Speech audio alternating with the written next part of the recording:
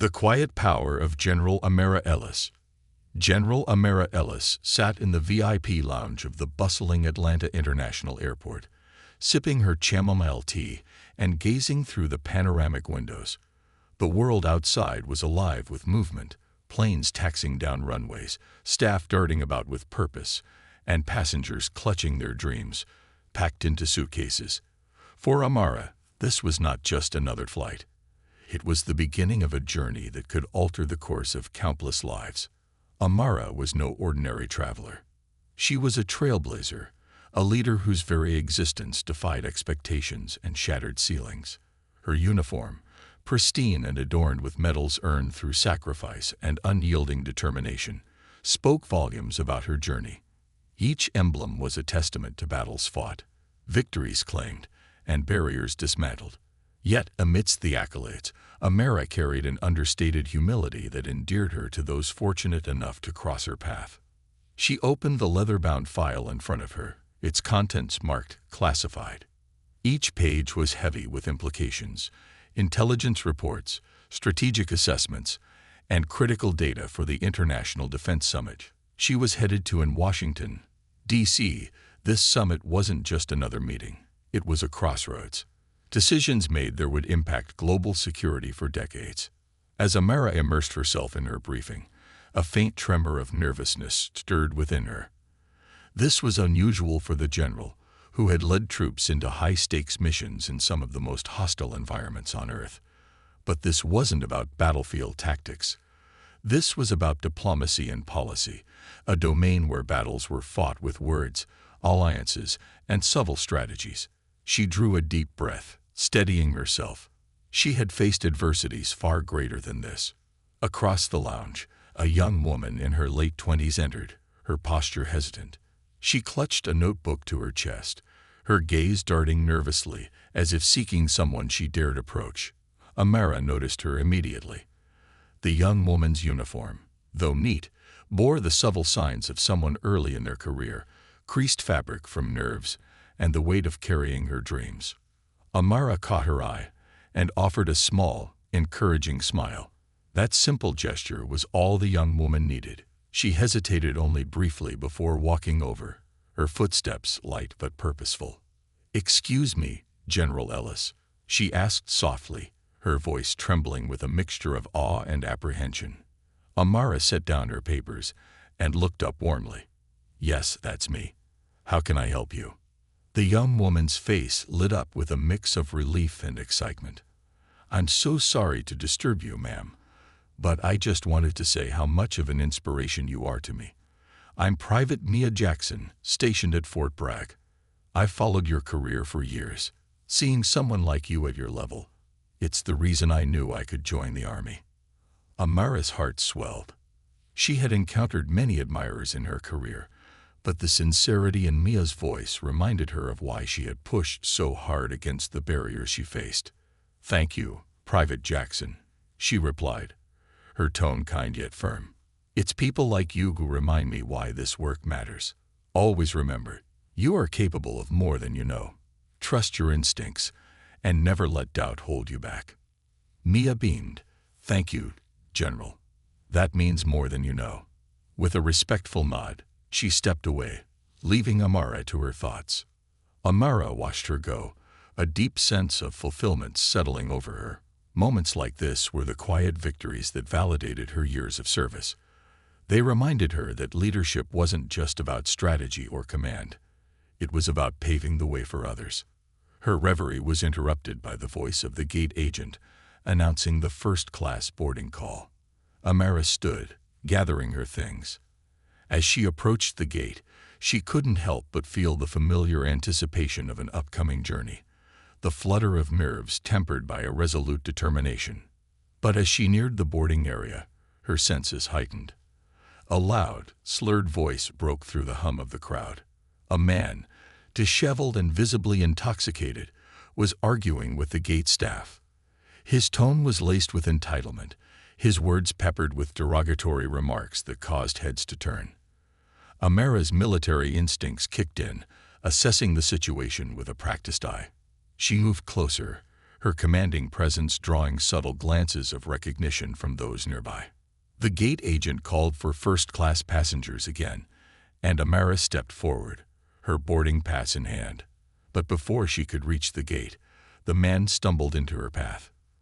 His bloodshot eyes scanned her, and his expression twisted with disdain. "First class," he sneered, his voice loud enough to draw the attention of the nearby crowd. "What are you doing here? First class is for people who earned it." Amara froze for a moment, her mind flashing with the weight of his words. She had faced prejudice before, but it never ceased to sting. She had spent her life proving her worth, yet here she was, being reduced to a stereotype in an instant. "I believe I've earned my place," she replied firmly, her voice calm yet laced with authority. She didn't need to raise her voice. Her presence alone demanded attention. The man laughed derisively, his gaze raking over her uniform, as if it were a costume. "Yeah, right. I've seen people like you, thinking you can climb where you don't belong. Newsflash, this isn't your place."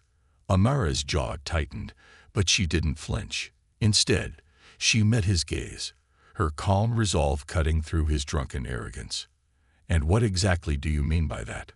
she asked, her tone sharp enough to silence the whispers around them.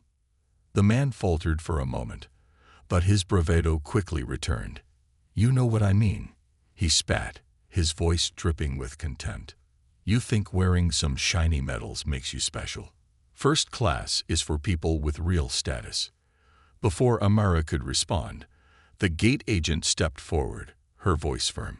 "Sir, that is General Amara Ellis, a highly decorated officer in the United States Army. She is more than entitled to her seat in first class. Please step aside." The man blinked, the weight of his mistake dawning on him. His bluster deflated as the murmurs around him grew louder. The crowd wasn't on his side. They were on hers. Amara didn't wait for him to move. She brushed past him, presenting her boarding pass to the agent with a steady hand. As she walked toward the jet bridge, she could feel the eyes of the crowd on her, not out of pity, but out of respect. The encounter left a lingering bitterness, but Amara knew better than to dwell on it. She had faced greater battles than this, and she wasn't about to let one ignorant man tarnish her sense of purpose. As she settled into her first-class seat, she allowed herself a moment to breathe. The world outside the plane's window was vast, infinite, a reminder that her journey was far from over. She wasn't just flying to Washington for a meeting. She was on a mission, not only to defend her country but to prove, yet again, that strength, dignity, and resilience could break even the most deeply ingrained barriers. The weight of leadership. The airplane hummed steadily as it climbed above the clouds, the vast expanse of blue sky stretching out like a canvas of endless possibilities. General Amara Ellis leaned back in her plush first-class seat, her hands resting lightly on the armrests. Despite the comfort around her, her mind was restless, her thoughts circling back to the confrontation at the gate. The man's words had been dripping with prejudice, and although she had faced countless similar moments, they'd never failed to sting. Amara turned her gaze to the window, watching the world grow smaller below. She thought of her life, a journey marked by victories hard-won and trials endured. Her fingers absent-mindedly brushed the edges of the medals pinned to her uniform, each one a symbol of dedication and sacrifice. Yet moments like the one at the gate reminded her that no amount of achievement could completely shield her from the biases that clung stubbornly to society. The flight attendant approached her seat, a polite smile on her face. "General Ellis," she said softly, the respect in her tone unmistakable. "Can I get you anything?" Amara shook her head. "No, thank you. I'm fine." The attendant hesitated for a moment before leaning closer. "I just wanted to say that it's an honor to have you aboard. My father served in the Army, and he spoke often about the importance of leaders like you. He would have been thrilled to meet you." A small smile tugged at Amara's lips. "Thank you for sharing that. Tell your father that I appreciate his service and his belief in the work we do." The attendant nodded, her expression warm, and then stepped away to attend to other passengers. Amara returned to her thoughts, her gaze once again fixed on the view outside. Her mind began to drift to a memory she hadn't visited in years, a memory of one of the first moments she realized the weight of her identity as a black woman in the military. Amara was 23, fresh out of West Point, and brimming with ambition. She had been assigned to a field training exercise, leading a team of seasoned soldiers who had seen combat in ways she couldn't yet fathom. Her role was clear: demonstrate leadership, strategy, and resolve.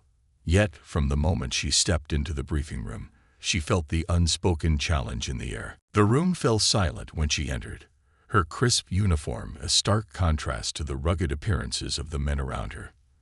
They exchanged glances, their expressions a mix of skepticism and defiance. She recognized the weight of those stares. They were questioning her authority, her capability, and her very right to lead. Lieutenant Ellis, her commanding officer, barked, his voice gruff. "You're up. Brief the team." Amara stepped forward, her boots clicking against the tiled floor. Her heart raced, but she steadied herself. She had spent days meticulously preparing for this moment, poring over maps, memorizing the terrain, and analyzing potential scenarios. She refused to let her nerves betray her. She cleared her throat and began. Today's objective is to secure the designated zone while maintaining operational readiness. Each squad will. A sharp laugh interrupted her. One of the soldiers, a burly sergeant with a scar running down his cheek, leaned back in his chair, his arms crossed. "You really think you can lead us through that terrain, ma'am?" He drawled, the word "ma'am" laced with sarcasm. "You've probably never even seen real mud, let alone a firefight." The room erupted in laughter, and Amara felt the heat rise to her cheeks. She wanted to snap back, to demand the respect she deserved, but she knew that earning it would take more than words. It would take action. "Sergeant," she said evenly, her voice cutting through the laughter, "if you have concerns about the mission, I suggest you voice them now so I can address them. Otherwise, I'd appreciate your focus." The room fell silent. The sergeant smirked but said nothing. Amara continued, her voice steady, her demeanor unshakable. She outlined the strategy with precision, addressing potential risks and presenting contingencies. By the end of her briefing, the room was quiet, the soldiers watching her with a mixture of surprise and grudging respect. The exercise itself was grueling, a 48-hour simulation in rugged terrain, with limited resources and constant pressure to adapt. Amara led her team with clarity and composure, navigating obstacles with a keen eye and making decisions that minimized risk while achieving the objective. She didn't seek to prove herself through bravado. Instead, she let her actions speak for her. When the exercise concluded, the commanding officer gathered the team for a debrief. He turned to Amara, his expression unreadable. "Lieutenant Ellis," he said, his tone measured, "you led your team to success. Well done." Before she could respond, the sergeant who had mocked her earlier stepped forward. He extended his hand, his expression softened. "You've got my respect, Mom," he said gruffly. "You've earned it." Amara shook his hand, her grip firm. That moment was a turning point. She realized that leadership wasn't about demanding respect. It was about earning it, one decision, one action at a time. But she also understood that the road ahead would be filled with more challenges, more skeptics, and more barriers to overcome. The airplane jolted slightly as it hit a patch of turbulence, pulling Amara from her reverie. She glanced around the cabin, noting the other passengers' reactions. Some clutched their armrests nervously, while others continued scrolling through their phones as if nothing had happened. Amara smiled faintly. Turbulence was nothing compared to the storms she had weathered in her life. She reached into her briefcase and pulled out her notes for the summit. The pages were filled with strategic assessments, policy recommendations, and key points she wanted to address. The summit wasn't just about defense strategies. It was about shaping the future of the military to reflect the diversity and resilience of the country it served. Amara's thoughts drifted to the young soldiers she had mentored over the years, many of whom had faced their own battles against prejudice and doubt. She thought of Private Mia Jackson, the young woman she had met in the lounge, and the countless others who looked to her as a symbol of possibility. They were the reason she fought so hard, not just on the battlefield, but in boardrooms and policy discussions. She wanted them to inherit a military where their worth was measured by their skills and character, not their gender or the color of their skin. As the flight continued, Amara found herself reflecting on the advice her father had given her when she first decided to join the Army. He had been a history teacher, a man with a deep love for the stories of those who had fought for justice and equality. Amara, he had said, his voice filled with both pride and concern. The path you've chosen won't be easy. You'll face people who doubt you, who try to diminish you. But remember this, every step you take forward is a step for those who come after you. Never let their doubts become your own. Those words had carried her through some of her darkest moments, reminding her that her journey wasn't just about her. It was about breaking barriers for others. She had carried them with her into every mission, every challenge, and every triumph. As the plane began its descent, Amara folded her notes and placed them back in her briefcase. She straightened her uniform, her resolve solidifying like steel. She wasn't just attending the summit as a general. She was attending as a representative of every soldier who had ever been told they didn't belong, every leader who had been underestimated, and every dreamer who dared to defy the odds. The airplane touched down smoothly, the wheels meeting the runway with a faint thud. As the cabin filled with the sounds of passengers preparing to disembark, Amara took a deep breath. The summit awaited, and with it, another opportunity to fight for change, not with weapons, but with words, wisdom, and unwavering determination. For Amara Ellis, the battle was never over. It simply evolved, and she was ready. The summit of challenges. The taxi pulled up to the imposing glass structure of the Defense Leadership Summit in Washington. D.C. General Amara Ellis stepped out, her boots striking the pavement with quiet confidence. The Capitol skyline loomed in the background, a reminder of the high stakes attached to every decision made here.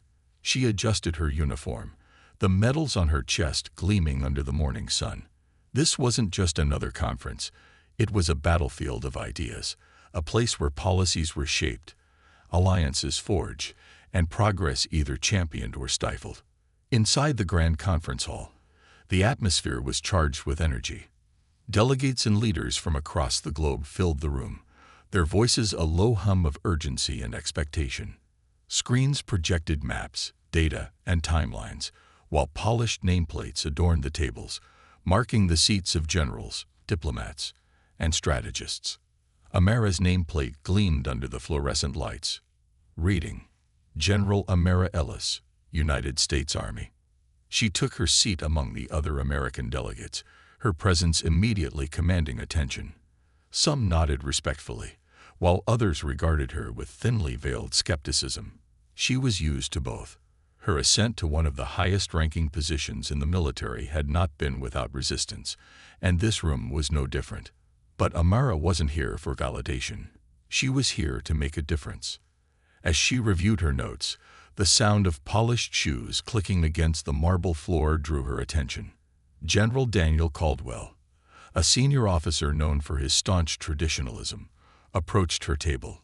Caldwell was a man who valued hierarchy and conformity above all else, and he had been an outspoken critic of Amara's progressive ideas. Ellis, he said with a curt nod, his tone clipped. Glad to see you made it. I assume you've prepared your remarks. Amara looked up, meeting his gaze with steady composure. I have, she replied evenly. I trust you've prepared yours as well. Caldwell smirked faintly. Always. Just remember, this summit is about maintaining strength and stability, not pushing unnecessary reforms. Amara's jaw tightened, but she kept her tone measured. Strength and stability come from inclusivity and innovation, General Caldwell. I plan to address both. Caldwell raised an eyebrow, but said nothing more, retreating to his seat. Amara watched him go, her resolve hardening. She had spent years navigating the tightrope of military politics, and she wasn't about to let outdated thinking derail her efforts. The summit began with an opening address from the Secretary of Defense, whose words underscored the gravity of their gathering. "Ladies and gentlemen," he began, his voice echoing through the hall, "we face an increasingly complex and interconnected world. The decisions we make here today will shape not only the future of our military, but the future of global security. Let us proceed with purpose." Amara listened intently, her pen poised over her notebook.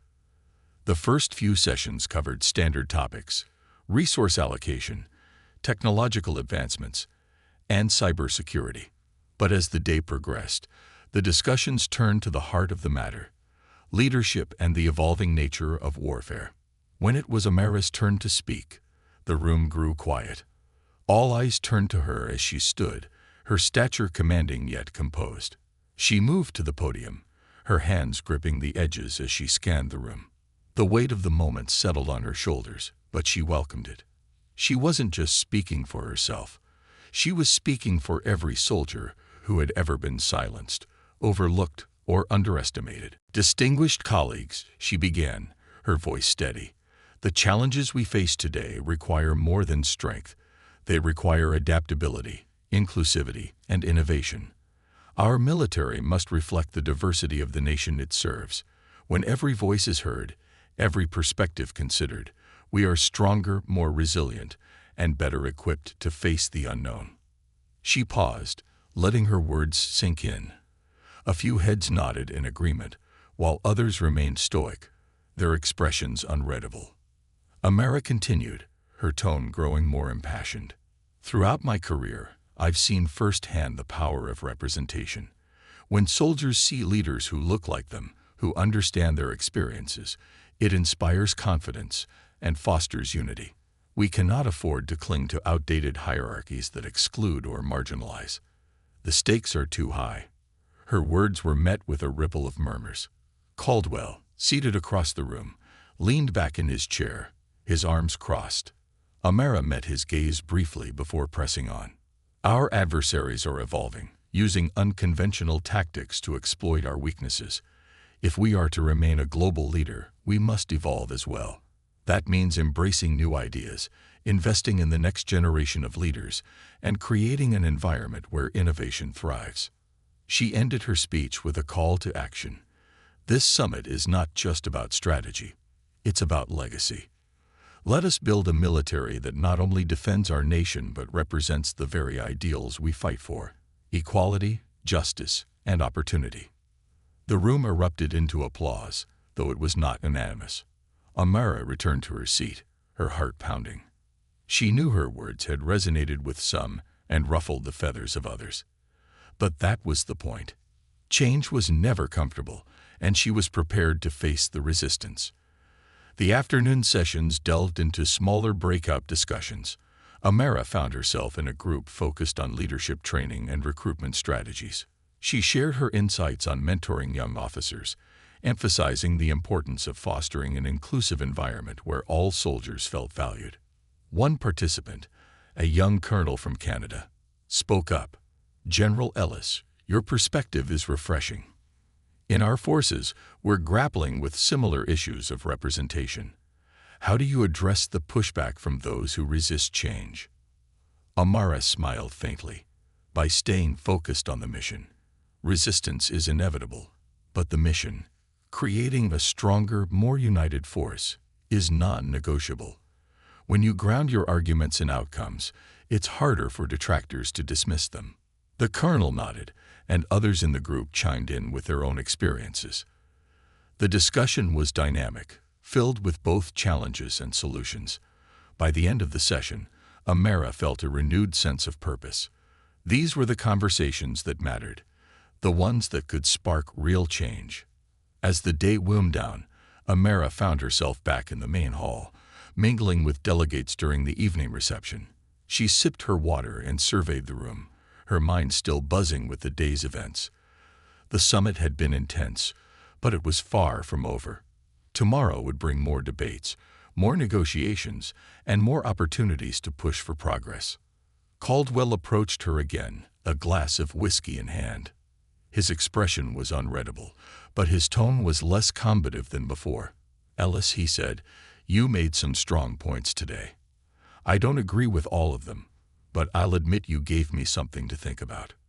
Amara arched an eyebrow. "That's all I ask, General. Consideration is the first step toward understanding." He gave a small nod, then walked away.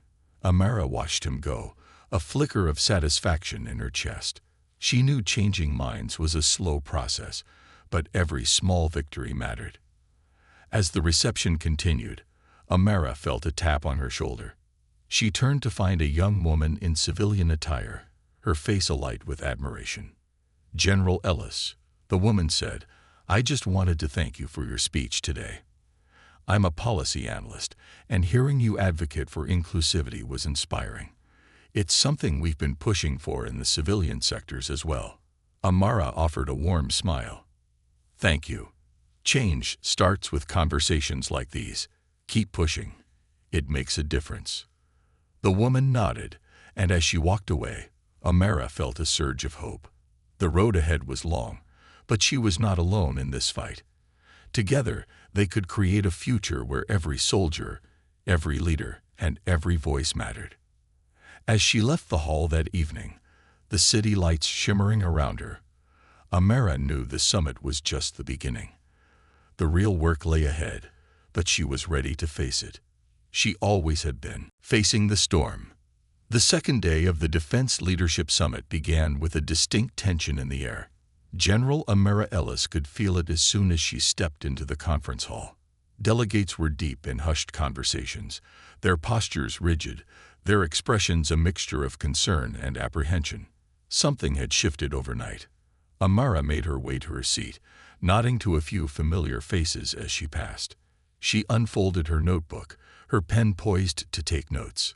The agenda for the day included discussions on cyber warfare, resource allocation, and recruitment strategies. But the murmurs around her hinted at an unplanned topic that was about to dominate the day. The Secretary of Defense stepped onto the stage, his demeanor unusually grave. He cleared his throat, and the room fell silent. "Ladies and gentlemen," he began, his voice steady but tinged with urgency, "before we proceed with today's agenda, I must address an incident that occurred last night.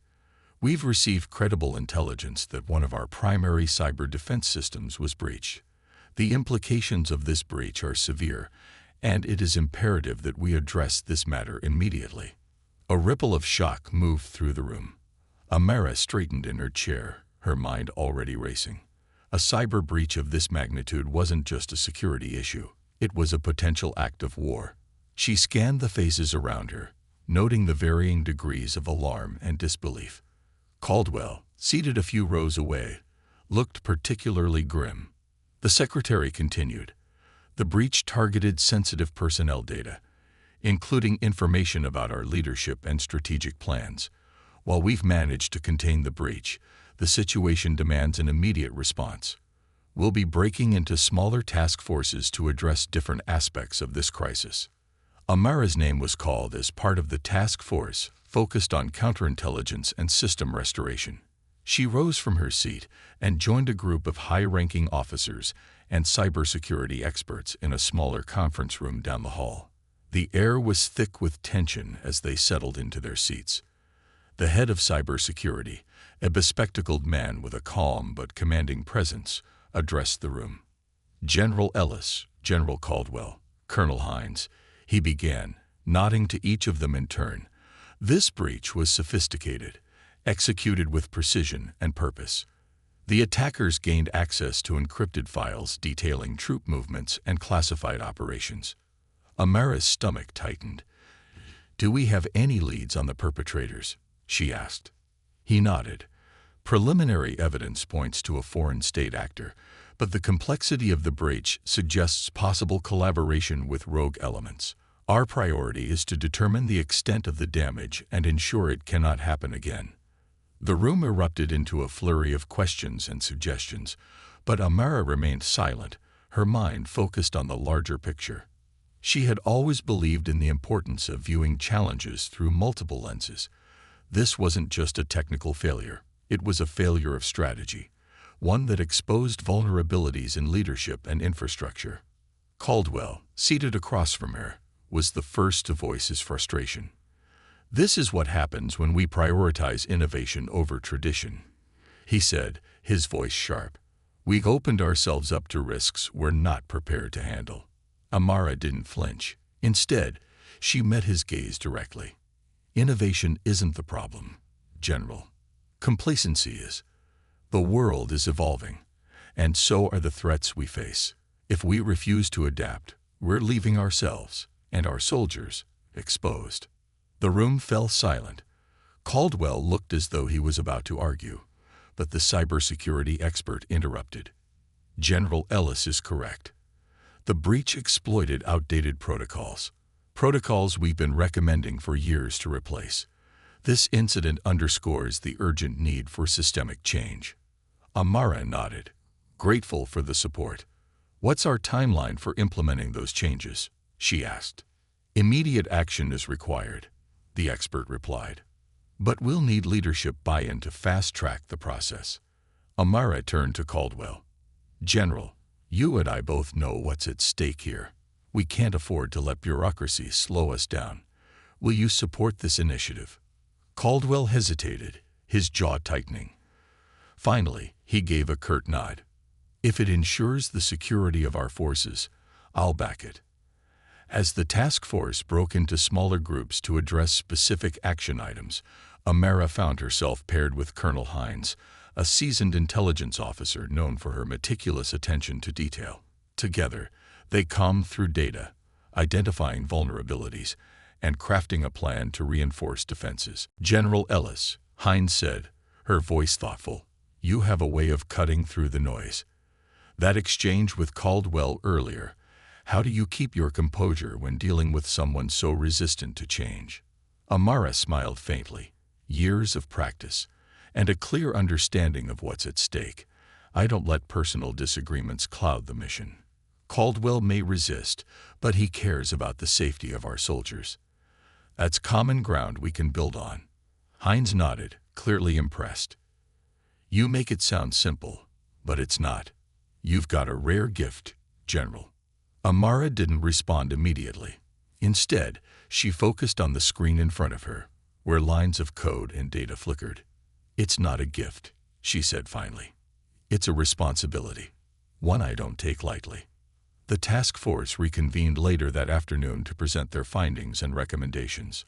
Amara was chosen to deliver their report, a role she accepted with her usual quiet confidence.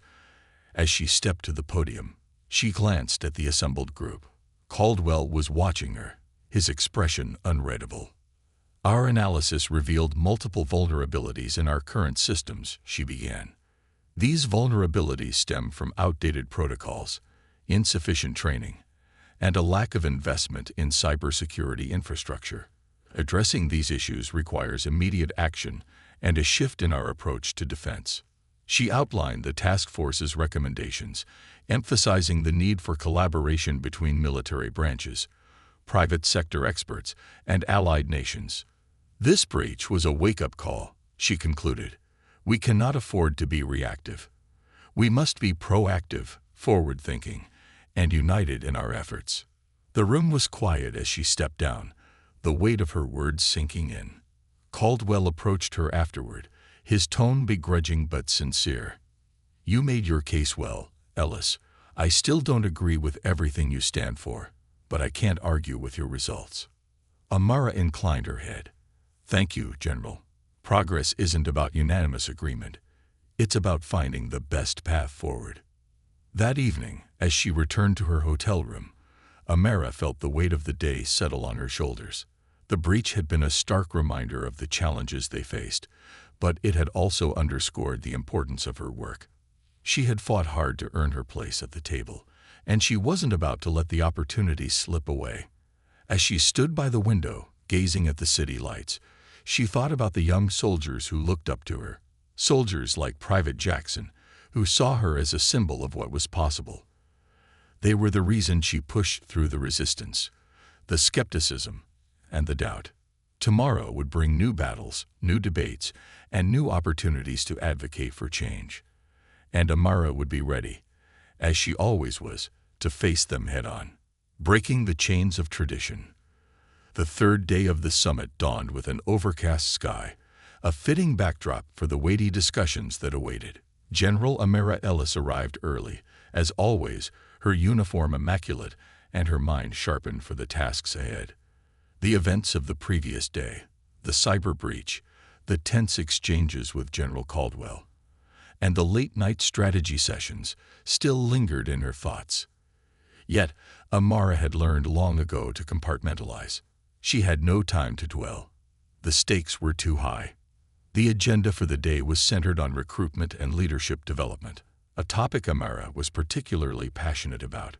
She had spent much of her career championing the idea that a modern military must reflect the diversity and complexity of the nation it served. But she also knew this was a battlefield in its own right, fraught with resistance from those who clung to tradition. The conference hall buzzed with energy as delegates filtered in, their voices low and their faces pensive.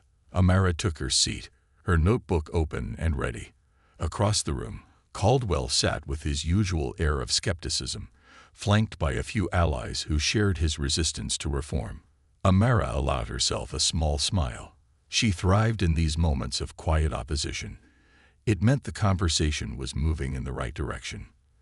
The first session began with a presentation by a senior advisor from the Department of Defense, who outlined the challenges of modern recruitment.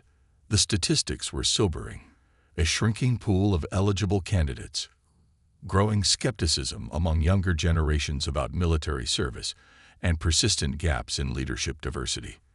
The presentation concluded with a call for innovative solutions, and the floor was open for discussion. Amara was one of the first to raise her hand. General Ellis, the moderator acknowledged, his tone respectful. "The floor is yours." Amara rose, her voice steady and deliberate. "Thank you. We've spent years trying to address these challenges with incremental changes, yet the data shows we're still falling short. It's time to rethink our approach. Recruitment isn't just about numbers. It's about culture. If we want to attract the best talent, we need to create an environment where people from all backgrounds feel valued and empowered." She paused, scanning the room. That means breaking down barriers, addressing biases, and investing in mentorship programs that foster growth and inclusion. It also means reevaluating how we define leadership. The qualities that make a great leader, integrity, resilience, adaptability, aren't limited to a specific demographic. We need to expand our vision of who can lead.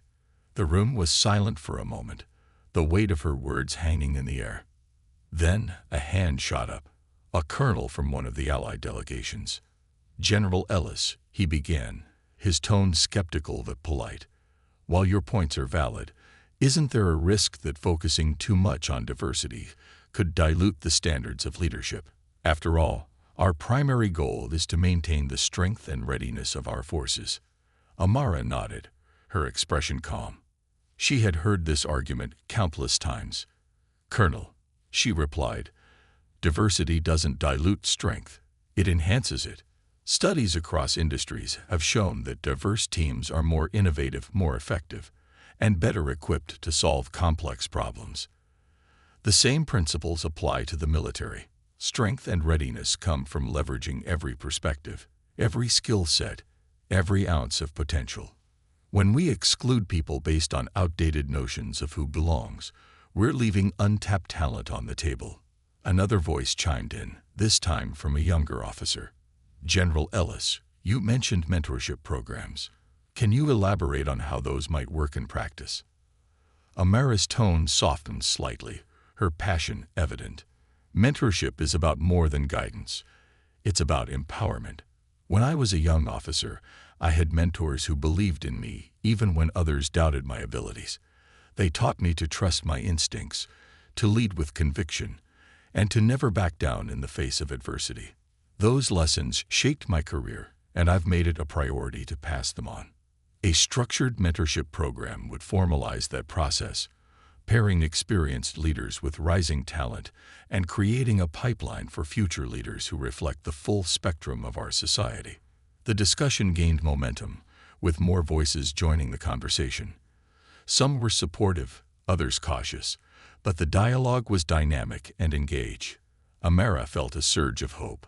This was how change began, not with a sweeping declaration, but with 1,000 small shifts in perspective. As the session ended, delegates dispersed for a brief break before the next meeting.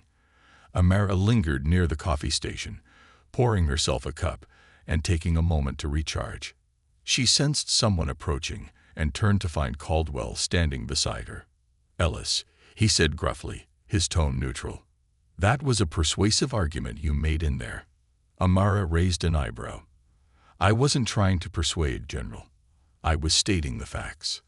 He chuckled softly, a surprising sound coming from him. "Fair enough, but you're making waves, and not everyone is comfortable with that." "I'm not here to make people comfortable," she replied, her voice steady. "I'm here to make progress." Caldwell regarded her for a moment, then nodded. "You've got guts, I'll give you that. And you're right about one thing. We can't afford to leave talent on the table. Let's see how your ideas play out." Amara watched him walk away, a flicker of satisfaction in her chest. It wasn't a complete victory, but it was a step forward. The afternoon session was a smaller breakout group focused on leadership training. Amara found herself paired with a mix of officers and civilian experts, including Dr. Lena Martinez, a behavioral psychologist specializing in organizational dynamics. "General Ellis," Dr. Martinez said as the group settled in, "your emphasis on mentorship and representation is compelling. But how do we address the unconscious biases that still permeate our institutions?" Amara leaned forward, her hands clasped on the table. "By acknowledging them first. Bias thrives in silence and denial. We need mandatory training that helps leaders recognize their biases and equips them with tools to counteract them. But more importantly, we need accountability.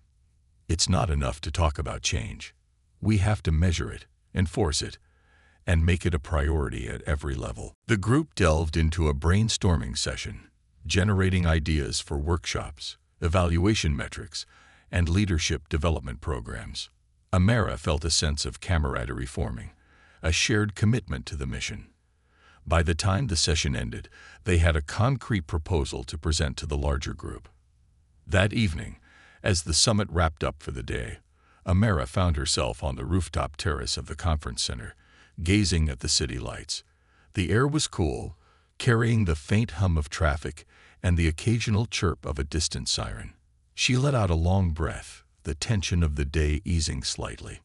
Her thoughts turned to the young soldiers who looked up to her, the ones who saw her not just as a leader, but as a symbol of possibility. She thought of Private Mia Jackson and the countless others who had thanked her over the years, their words a reminder of why she fought so hard for change. Her phone buzzed, pulling her from her thoughts. It was a message from Colonel Hines. "Great work today, General. Your leadership is making a difference. Let's keep pushing." Amara smiled, a deep sense of purpose settling over her. The road ahead was still long, and the resistance would not disappear overnight.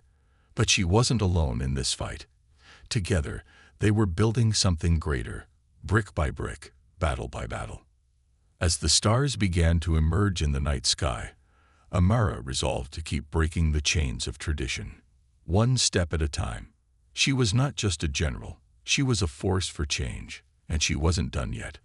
Legacy in motion. The final day of the Defense Leadership Summit arrived under a brilliant sunrise. General Amara Ellis stood before her hotel room mirror, adjusting the crisp collar of her uniform one last time. Each medal gleamed, catching the morning light. These medals were more than medal and ribbon.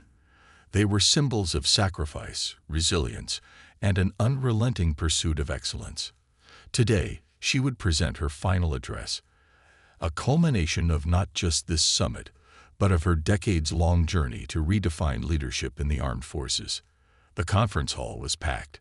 Delegates filled every seat, and a buzz of anticipation filled the air. The events of the summit, the cyber breach, the heated debates, and the dynamic sessions had set the stage for a closing address that could shape the future. Amara was ready to deliver. When her name was called, she rose with purpose, the weight of the moment pressing on her shoulders. As she approached the podium, the room fell silent, every eye fixed on her. She placed her notes on the stand, but didn't glance at them. This speech wasn't just about facts or figures. It was about vision. Distinguished colleagues, leaders, and allies, she began, her voice clear and steady. We've spent the past few days grappling with the challenges facing our military, evolving threats, shrinking recruitment pools, and systemic vulnerabilities exposed by events like yesterday's breach. These challenges are daunting, but they also present an opportunity to innovate, to evolve, and to lead. She paused, her gaze sweeping the room. Leadership isn't about preserving the status quo. It's about adaptation, foresight, and the courage to confront uncomfortable truths. For too long, we've relied on structures and traditions that exclude, marginalize, and stifle potential. If we want to maintain our strength and readiness, we must redefine what leadership looks like. Amara leaned slightly forward, her voice gaining intensity. True strength doesn't come from uniformity. It comes from diversity. It comes from harnessing the full spectrum of talent, perspectives, and experiences that our nation has to offer. And it starts with us.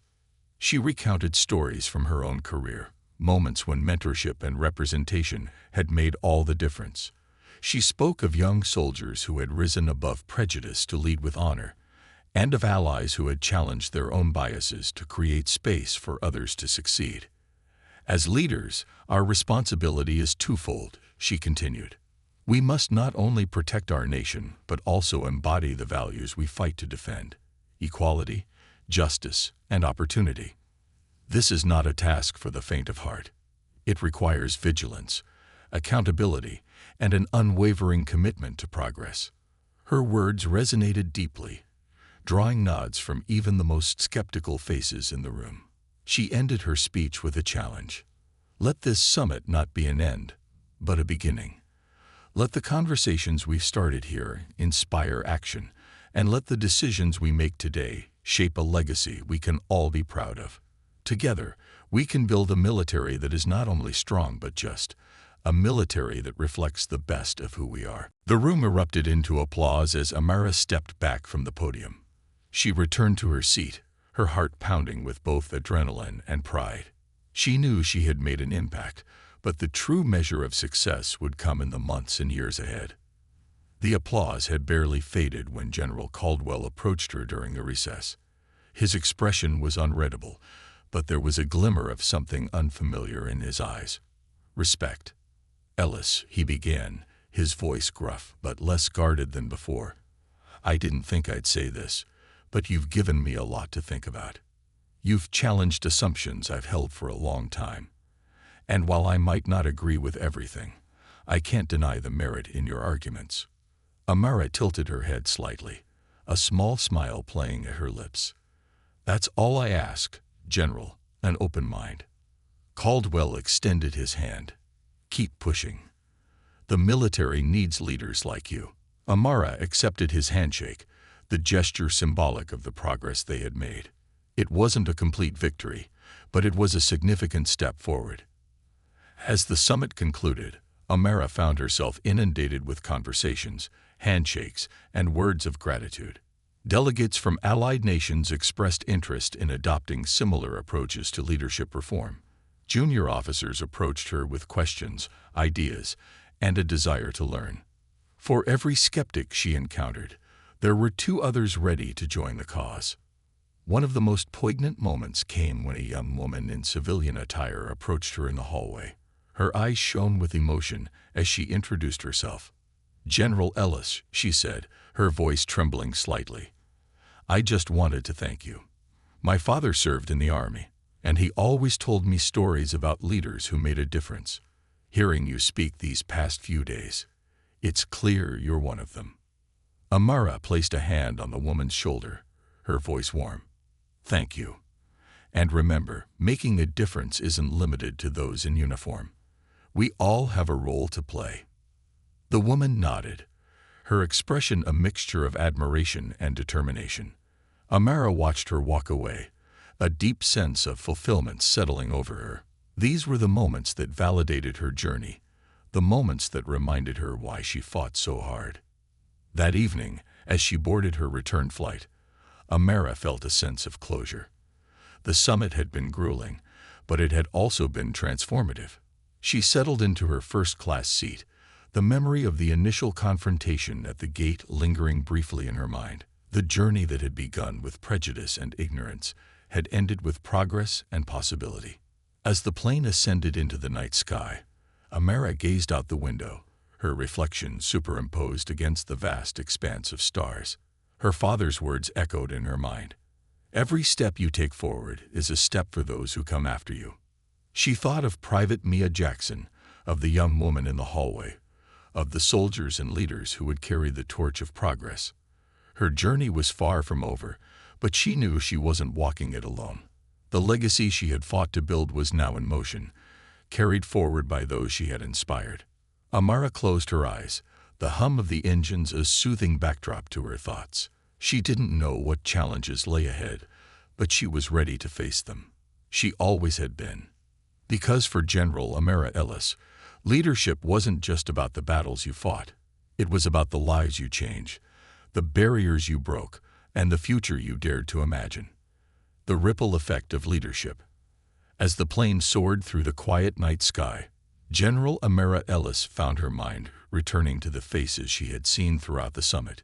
Each delegate, officer, and civilian had carried with them their own unique story, their own perspective on what the military should be and how it should evolve.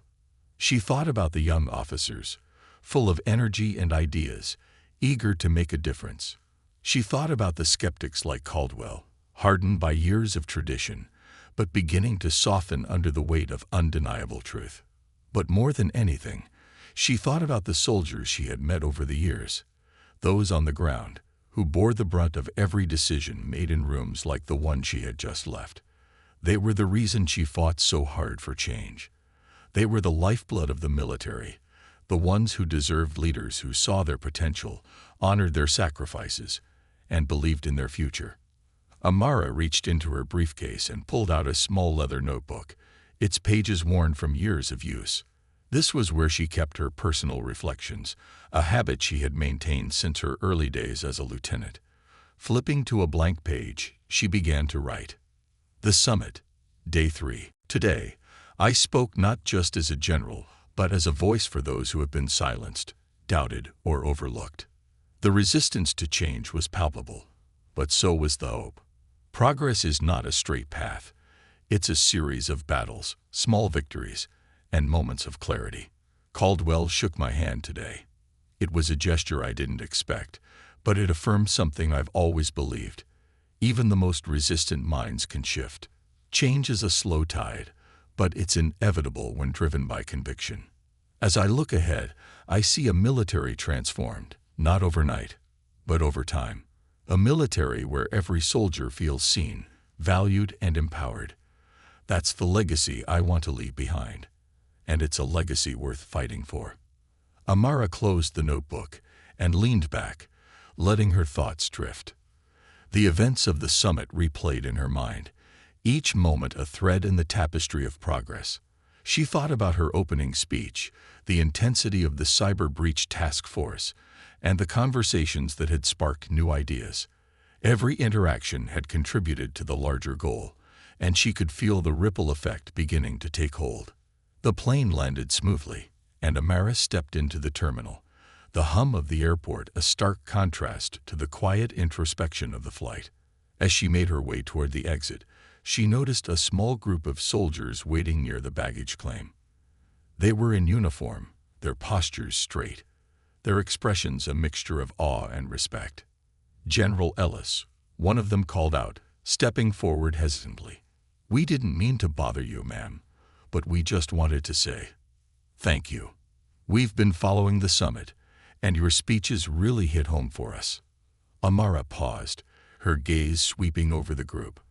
They were young, likely just a few years into their careers, but their sincerity was unmistakable. She approached them, her smile warm. "Thank you," she said, her voice steady. "Your service is what inspires everything I do. Remember, the future of this military isn't just in rooms like the summit. It's in people like you. Stay committed, stay resilient, and never let anyone tell you what you're capable of." The soldiers nodded, their pride evident. As they dispersed, Amara felt a renewed sense of purpose. These were the moments that mattered, the moments when she could see the impact of her work, not in policies or reports, but in the lives of those who served. Back at the Pentagon, Amara dove into the aftermath of the summit. The cyber breach had triggered an urgent review of existing protocols, and her task force's recommendations were being fast-tracked for implementation. Meetings filled her days, but she approached each one with the same energy and focus she had brought to the summit. One afternoon, as she reviewed a proposal for a new mentorship program, her assistant knocked on the door. "General, there's someone here to see you," the assistant said, her tone hesitant. "She says she's an Army recruit who wanted to thank you in person." Amara raised an eyebrow, but motioned for the visitor to be let in. A young woman stepped into the office, her posture straight, but her hands fidgeting nervously. It was Private Mia Jackson, the same woman who had approached her at the airport lounge days earlier. "Private Jackson," Amara said, a hint of surprise in her voice. "What brings you here?" Mia hesitated, then spoke with quiet determination. "General, I just wanted to tell you that your words at the lounge stayed with me. I've been doubting myself lately, wondering if I belong here, if I can make it. But hearing you speak at the summit, and seeing how you stand up to people like General Caldwell, it gave me the push I needed. I want to follow in your footsteps, Mom." Amara's expression softened. She rose from her desk and approached Mia, placing a hand on her shoulder. "Private, the fact that you're here, speaking with this much courage, tells me you already belong. Don't let doubt win. Your journey is just beginning, and it's yours to define." Mia's eyes glistened with unshed tears. "Thank you, ma'am. I won't forget this." As Mia left, Amara returned to her desk, her heart full. Moments like these were why she fought so hard. Leadership wasn't just about commanding troops or making strategic decisions.